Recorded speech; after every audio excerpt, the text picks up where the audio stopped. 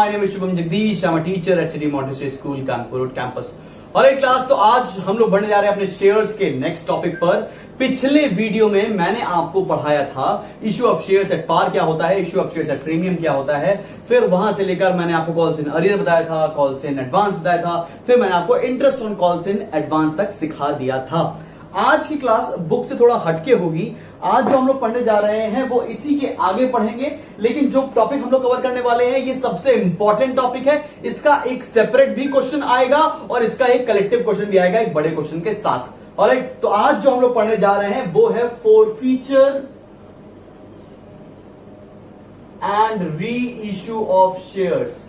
अब भाई अगर आप बुक से अभी सॉल्व करना शुरू कर दोगे तो ये फोरफीचर और री इशू बहुत बाद में दे रखा है। मैं इसको पहले पढ़ा रहा हूं, इसलिए पहले पढ़ा रहा हूं बच्चे क्योंकि ये कॉल्स इन अर्लियर के साथ साथ आपको समझ में आ जाना चाहिए। चलिए एक क्वेश्चन होगा जिसमें मैं पूरा आपको रिकैप कराऊंगा, फिर आपको ये सारे टॉपिक्स भी पढ़ाऊंगा। चलिए देखते हैं, हेडिंग डालेंगे forfeiture and re issue of shares. फटाफट से हेडिंग डालेंगे forfeiture and re issue of shares. जो फोरफीचर है बच्चे वो दो तरह से होता है। फोरफीचर होता है एट पार के जो शेयर्स इशू हुए होते हैं और उन शेयर्स का फोरफीचर जो एट प्रीमियम पर इशू हुए होते हैं। बेटा फोरफीचर का मतलब होता है कैंसिलेशन। फोरफीचर का मतलब होता है cancellation of shares. Cancellation of shares का मतलब क्या बेटा? वो शेयर होल्डर्स जो पैसा नहीं दे पाए हैं उनके शेयर्स को कैंसिल कर देंगे। इस कैंसिलेशन के प्रोसेस को बोलते हैं हम लोग फोरफीचर। तो फोरफीचर हम किस शेयर्स को करेंगे? जो वो शेयर्स जो पार पे इशू हुए थे और वो शेयर्स जो प्रीमियम पर इशू हुए थे। इसकी एंट्री क्या होगी देखते हैं। Share capital account debited to share forfeiture to calls in arrears. कई किताबों में कॉल्स इन अरियर्स की जगह वो कॉल्स लिखी होती हैं जिसका उसने पैसा नहीं दिया होता। जैसे मान लिया अलॉटमेंट का नहीं दिया तो टू अलॉटमेंट भी लिखा होता है, फर्स्ट कॉल नहीं दिया तो फर्स्ट कॉल भी लिखा रहेगा। लेकिन आप उसको टू कॉल्स इन अरियर करके भी लिख सकते हैं, बिल्कुल भी गलत नहीं होगा। इसका मतलब क्या है जरा समझते हैं। शेयर कैपिटल में क्या आएगा पता है? शेयर कैपिटल में होता है कॉल्ड अप अमाउंट। क्या आता है? Called up amount. Called up का मतलब क्या होता है? जितना मांगा गया हो वो अमाउंट आएगा शेयर कैपिटल में। शेयर फोरफीचर में जनरली टीचर आपको बताएंगे बैलेंसिंग फिगर होता है। मैं भी आपको बता रहा हूं बैलेंसिंग फिगर होता है, लेकिन ये एक्चुअल में होता क्या है? जितना मिल चुका हो, what ever is received. Alright, share capital में क्या आता है? जितना मांगा हो। शेयर फोरफीचर में क्या आता है? जितना मिल चुका हो। और लाइकवाइज कॉल्स इन अरियर्स में क्या आएगा? जो ना मिला हो, अनपेड। क्लियर है कि नहीं क्लियर? बात समझ में आई? इस एंट्री के अंदर क्या कॉन्सेप्चुअली समझ में आया कि इसके अंदर क्या आएगा, इसके अंदर क्या आएगा और इसके अंदर क्या आएगा? ये हमने क्या पढ़ा? उन शेयर का फोरफीचर जो पार पे इश्यू हुए थे। अब उन शेयर्स का फोरफीचर पढ़ने जा रहे हैं जो प्रीमियम पे इश्यू हुए थे। इसके दो केसेस हैं बच्चे, बहुत ध्यान से देखना। इसके दो केसेस हैं, two cases. Case number 1, if premium is not received. If premium is not received का मतलब क्या होता है बच्चे? वो शेयर्स का फोरफीचर कर रहे हैं आप जो प्रीमियम पे इश्यू हुए थे लेकिन प्रीमियम रिसीव अभी तक नहीं हुआ है। तो उसकी एंट्री देखिए क्या होगी। Share capital account debited, securities premium account debited to share forfeiture to calls in arrear. ये कौन सा केस किया मैंने? वो शेयर जो प्रीमियम पे इश्यू हुए थे और जिसका प्रीमियम नहीं मिला है, प्रीमियम इज नॉट रिसीव्ड। उस केस में क्या हो जाएगा? सिक्योरिटी प्रीमियम को हम लोग डेबिट कर देंगे। बाकी सारी चीज वही। शेयर कैपिटल में क्या आएगा? Called up amount. Share forfeiture में क्या आएगा? बैलेंसिंग फिगर या जो हम रिसीव कर चुके हैं। कॉल्स इन अरियर में क्या आएगा? जो अभी तक हमको नहीं मिला होगा। अब इसी का दूसरा केस होता है, केस नंबर 2 यहां पर लिख दे रहा हूं बेटा। केस नंबर 2 क्या होता है? केस नंबर 2 ये है कि जो प्रीमियम पर इश्यू तो हुए थे लेकिन उन पर प्रीमियम ऑलरेडी रिसीव हो चुका है। ठीक है, मान लेते एक शेयर था 10 रुपए का और उसको 2 रुपए प्रीमियम पे इश्यू करना था, तो 2 रुपए प्रीमियम रिसीव हो चुका है। ठीक है, उस केस में क्या करेंगे? उस केस में एंट्री होगी शेयर कैपिटल डेबिट। अभी एग्जांपल समझाऊंगा आपको, बहुत क्लियर हो जाएगा। Share capital account debit to share forfeiture to call in arrear. मतलब क्या है, अगर वो शेयर जो प्रीमियम पे तो इश्यू हुए थे लेकिन प्रीमियम का अमाउंट पे कर चुके हैं, उस केस में प्रीमियम को डेबिट नहीं करना होगा। ये हमने क्या पढ़ा है, ये हमने पढ़ा है forfeiture of shares issued at par, forfeiture of shares issued at premium. Premium में मैंने पढ़े हैं दो केसेस, जल्दी से नोट करिए तो मैं आपको बताता हूं री इश्यू कैसे करेंगे।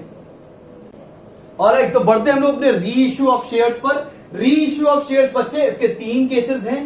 एट पार मतलब जो शेयर्स कैंसिल कर दिए हैं आप उसको मार्केट में दोबारा इश्यू कर रहे हो, अगर दोबारा इश्यू एट पार पे करोगे तो ये पार का केस है। दूसरा है एट प्रीमियम और तीसरा है एट डिस्काउंट। एंट्री देखेंगे क्लास, अगर आपने फॉरफिटेड शेयर्स को पार पे इश्यू कर दिया है तो एंट्री होगी bank account debit to share capital, और अगर यही शेयर्स को प्रीमियम पे इश्यू कर दिया है तो एंट्री होगी bank account debit to share capital to securities premium. Alright, और अगर यही शेयर्स को आपने डिस्काउंट पर इश्यू किया है, जो कि सबसे इंपॉर्टेंट केस है, मैक्सिमम यही पूछा जाएगा पेपर में, उस केस में क्या करेंगे, एंट्री देखिएगा bank account debit forfeited shares account debit. अब यहां forfeited शेयर्स भी ले सकते हो और शेयर forfeiture भी ले सकते हो, एक ही बात है। forfeited shares account debit to share capital, ये जो अमाउंट आएगा ना forfeited शेयर्स में, ये आएगा डिस्काउंट, या इसको लॉस भी कहते हैं। मान लेते हैं कोई शेयर 10 रुपए का था, उसको आप रीइश्यू कर रहे हो 8 रुपए पर, तो जो 2 रुपए का नुकसान होगा ना वो यहां पर आएगा। क्लियर है? अच्छा देखो, आपने फॉरफीचर पढ़ लिया, आपने रीइश्यू पढ़ लिया, इसके बाद जिससे आंसर हमारा टैली होता है उसे बोलते हैं कैपिटल रिजर्व। आपको इसके बाद कैपिटल रिजर्व निकालना भी सीखना पड़ेगा। कैपिटल रिजर्व की एंट्री होती है बेटा फॉरफिटेड शेयर्स अकाउंट डेबिट, आप इसको शेयर फॉरफीचर अकाउंट डेबिट भी लिख सकते हो, गलत नहीं है बेटा। Forfeited shares account debit to capital reserve. और ये कैसे निकालेंगे अभी हम लोग एग्जांपल के थ्रू पढ़ने वाले हैं।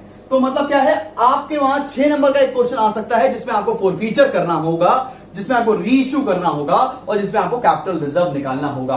अगर आगे चल के आप शेयर्स का 12 नंबर का क्वेश्चन करेंगे, 8 नंबर का क्वेश्चन करेंगे, जो भी बड़े क्वेश्चन आएंगे, उस क्वेश्चन में भी आपको ये तीनों चीजें करने को आएंगे ही आएंगी। मतलब अगर बैकबोन ऑफ शेयर्स बोले तो वो है फॉरफीचर, रीइश्यू और कैपिटल रिजर्व। इसको बहुत ध्यान से पढ़ना है, जल्दी से ये नोट कर लो, फिर एग्जाम्पल से मैं आपको समझाने वाला हूं, इजी से लेकर डिफिकल्ट तक। और ये शेयर फॉरफीचर काफी बड़ा टॉपिक है। एग्जाम्पल्स की तरफ जो आपको फॉरफीचर और रीइश्यू का कॉन्सेप्ट और भी ज्यादा स्ट्रॉन्ग कर देंगे। चलो भाई, मैं कुछ एग्जाम्पल्स लिख रहा हूं और उसको सॉल्व करके दिखाऊंगा। बहुत ही एक सिमिलर एग्जाम्पल्स होंगे ताकि आपको ये समझ पे आ पाए कि एक एग्जाम्पल दूसरे एग्जाम्पल से कैसे डिफरेंट है। मैंने अपना लैपटॉप खोला हुआ है, मैं ये एग्जाम्पल्स डीके गोयल बुक से करा रहा हूं, तो अगर आप डीके गोयल बुक फॉलो कर रहे हो तो आपको ये एग्जाम्पल्स, ये क्वेश्चंस उसके अंदर मिल जाएंगे। ठीक है, तो पहला क्वेश्चन है यहां पर example number 1, A limited forfeited 100 shares of 10 each fully called up। Fully called up का मतलब क्या है, पूरा का पूरा 10 रुपए मांग लिया गया है। Fully called up for non payment of first call, for non payment of first call of ₹3 पर शेयर।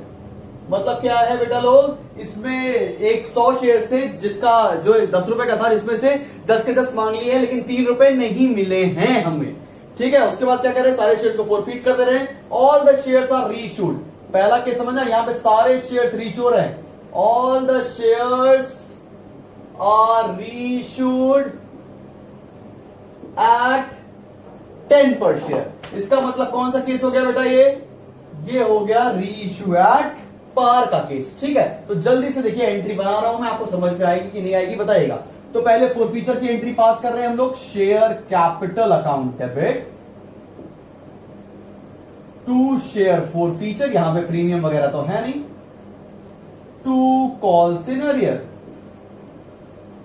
ऑलराइट, मैंने आपको बताया था यहां पर क्या आता है, यहां पर जितना मांगा हो मतलब कॉल्ड अप, तो 100 शेयर्स थे, 10 रुपए पूरा कॉल्ड अप था, तो यहां पर कितना आ जाएगा 1000। मेरी बात मानना कि ऐसे मल्टीप्लाई करके जरूर लिखना, आपको डिफिकल्ट क्वेश्चन में बहुत ईज हो जाएगा। कॉल्स इन अरियर में क्या आएगा, कितने रुपए नहीं मिले, 3 रुपए नहीं मिले, 100 इंटू 3 300। अब देखो ये तो आप चाहे बैलेंसिंग फिगर से निकाल दो 700, ऐसे भी समझ में आ जाएगा, या मैंने आपको सिखाया जितना पैसा मिल गया है, अगर 10 रुपए में से 3 रुपए नहीं मिले हैं तो 7 रुपए मिल गए ना, ऑब्वियस सी बात है, तो वो कितना आ जाएगा 100 इंटू 7, 700 रुपीज। ये तो एंट्री होगी फॉर फीचर की। अभी एंट्री पास कर रहे हैं हम लोग री इशू की। आइए री इशू की एंट्री पास करते हैं। Bank account debit to share capital. कितने शेयर्स रीइश्यू कर रहे हैं, all the shares are issued, जितने फॉरफिट किए उतने रीइश्यू कर रहे हैं, मतलब पूरे 100 शेयर्स रीइश्यू कर रहे हैं। कितने में रीइश्यू कर रहे हैं, 10 रुपीज में, मतलब पार पर 1000 रुपए आ गया, कोई दिक्कत वाली बात तो नहीं। थर्ड एंट्री होती है कैपिटल रिजर्व निकालने की, वो देखिए forfeited shares account debit to capital reserve. बहुत ध्यान से देखना बच्चे लोग, क्या करते हैं हम लोग, जो फॉरफीचर की एंट्री करते हैं ना, उसका शेयर फॉरफीचर के अमाउंट से री इशू के शेयर फॉरफीचर के अमाउंट से माइनस करना पड़ता है। मतलब यहां पर शेयर फॉरफीचर का अमाउंट होता है 700, यहां पे कोई शेयर फॉरफीचर का अमाउंट है क्या, नहीं है, तो 700 माइनस 0 कितना आ जाएगा, 700 कैपिटल रिजर्व में चला जाएगा। क्लियर है कि नहीं क्लियर। ये आप डायरेक्टली माइनस तभी करोगे जब फॉरफीचर भी सेम शेयर्स का हो रहा हो और री इशू भी सेम नंबर ऑफ शेयर्स का हो रहा हो, तब आप डायरेक्टली माइनस कर देंगे। क्लियर है क्लियर। यहां 100 शेयर्स फॉरफीट हुए थे, यहां 100 शेयर्स री इशू हुए, डायरेक्टली हमने माइनस कर दिया।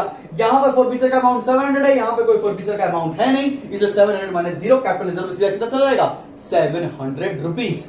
समझ में आएगी नहीं बात आपको। अगर इसी क्वेश्चन में हम लोग थोड़ा सा चेंज करें, आप बात समझिएगा, फॉरफीचर की एंट्री सेम रखने रहते हैं, कुछ चेंज कर रहे हैं। अब यहां देखिए, अगर मैं इसी को कर दूं क्वेश्चन नंबर 2, समझिएगा बात, समझिएगा क्लास। मैंने यहां पे लिखा all the shares are reissued at 8 पर share.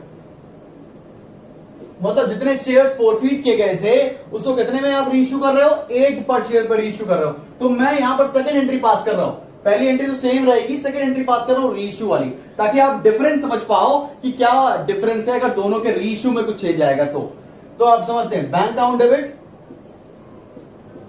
फॉरफीटेड shares account debit to share capital account.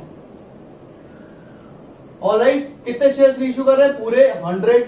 कितने में रीइश्यू कर रहे हैं, 8 रुपीज में, तो यहां आ गया 800। कितने का नुकसान हो गया बेटा लोग, 100 इंटू 2 200 रुपीज का, और शेयर्स था कितने का, 1000 रुपए का।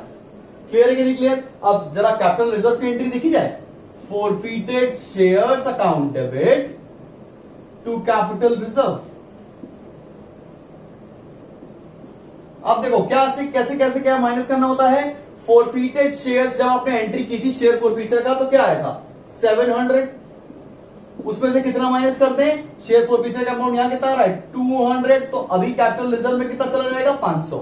पहले केस और दूसरे केस में डिफरेंस समझ में आ रहा है। पहले केस में पार पे रीइश्यू हुआ था तो कोई शेयर फॉरफीचर अमाउंट था ही नहीं, और यहां पर डिस्काउंट पे रीइश्यू हो रहा है तो शेयर फॉरफीचर अमाउंट आ गया, डायरेक्टली दोनों को माइनस कर दिया गया। क्लियर है कि नहीं क्लियर, बात समझ में आई यहां तक। अगर हम इसी को थोड़ा और डिफरेंट कर दें, इसी में कुछ चेंजेस कर दें, क्वेश्चन नंबर 3 बना लें, उसमें क्या कर रहे हैं, आपकी सारे शेयर्स फॉरफीट नहीं करेंगे, सॉरी सारे शेयर्स रीइश्यू नहीं करेंगे, कुछ ही शेयर्स रीइश्यू कर रहे हैं। मैंने बोला out of the forfeited shares only 80 shares are reissued at 8 पर शेयर। समझ में आ गई कि नहीं आई बात। मैंने कहा जितने भी शेयर्स फॉरफीट किए थे उसमें से केवल 80 शेयर्स ही हम लोग रीइश्यू कर रहे हैं, और रीइश्यू भी कितने में कर रहे हैं, 8 रुपए में, मतलब 2 रुपए का नुकसान हो रहा है। आइए जरा रीइश्यू की एंट्री देखते हैं। रीइश्यू की एंट्री क्या हो जाएगी, bank account debit share forfeiture account debit to share capital. Entry देखो बेटा, कितने शेयर्स इशू कर रहे हैं? 80। तो 80 इंटू 8, 80 इंटू 8 क्यों किया समझ में आया है? क्योंकि 8 पर इशू रहता, तो यहां आ जाएगा 640। नुकसान कितने का हो गया? 80 इंटू 2 मतलब 160, और यहां कितना आ जाएगा? 80 इंटू 10 मतलब 800। अब कैपिटल रिजर्व निकालते हैं। थर्ड एंट्री देखो, forfeited shares account debit to capital reserve.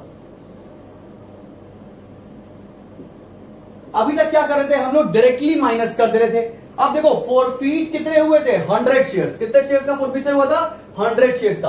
और रीइश्यू कितने कर रहे हैं? केवल 80 शेयर्स। तो यहां पर देखो डिस्पैरिटी है, बराबर नहीं है। तो हमें क्या करना पड़ेगा? इस फोरफीचर को 80 शेयर्स के बराबर में कन्वर्ट करना पड़ेगा। 100 शेयर्स पर फोरफीचर का अमाउंट कितना था? 700। तो एक शेयर पर कितना हो जाएगा? 700 डिवाइड बाय 100। और हमें कितने शेयर्स रीइश्यू किए हैं? 80। तो 80 के बराबर कैलकुलेट करना पड़ेगा। 80 से मल्टीप्लाई कर दिया, कितना आ जाएगा? 8 7 56, 5600 नहीं सॉरी 560। 8 7 56, 560 अमाउंट आ गया हमारा फोरफीचर का अमाउंट, अगर हम 80 शेयर्स को फोरफीट करते। अब क्या करोगे? इस 560 में से इस 160 को माइनस कर देंगे। क्लियर है कि नहीं क्लियर? क्या किया? 560 में से 160 को माइनस कर दिया, कितना बच जाएगा भाई? 400। तो कैपिटल रिजर्व में कितना जाएगा इस बार? 400। अब आपको समझ में आया कि एक सिंपल सा हमने फोरफीचर किया, जो पार पर इश्यू हुआ था, पार पर रीइश्यू भी हो गया, और पूरे शेयर्स रीइश्यू हो गए। यहां पर पूरे शेयर्स तो रीइश्यू हुए हैं, लेकिन डिस्काउंट पर रीइश्यू हुए हैं। यहां पर पूरे शेयर्स रीइश्यू भी नहीं हुए, कम शेयर्स रीइश्यू हुए हैं, और डिस्काउंट पर रीइश्यू हुए। तो इस तरह के 3 केसेस आपको फंसा के पेपर में मिलेंगे। आप जल्दी से इसको नोट कर लीजिए। आई होप आपको यहां तक समझ में भी आया होगा। अब क्लास फोरफीचर के ऊपर बहुत सारे डिफरेंट केसेस हैं जो इजी से डिफिकल्ट तक आपको सॉल्व करने होंगे। आपकी बुक में होपफुली शायद 47 48 से दे भी रखे होंगे। 44 47 48 51 52 ऐसे करके क्वेश्चन दे रखे होंगे। लास्ट ईयर तो यही दे रखे थे। कुछ पेज नंबर चेंज होगा तो आप कर लेना उसके अकॉर्डिंग। अगर आपको समझ में नहीं आएगा तो कमेंट सेक्शन में मेंशन करिए। अगर उसके बाद भी समझ में नहीं आता है तो हमारा व्हाट्सएप ग्रुप है फॉर 1-to-1 डाउट सॉल्विंग, उसको आप ज्वाइन कर सकते हो। उसमें कोई भी चार्जेस नहीं है, आपके डाउट्स को सॉल्व किया जाएगा। आई होप यहां तक आपको क्लास समझ में आई होगी। Class this was Shubham Jagdish signing off.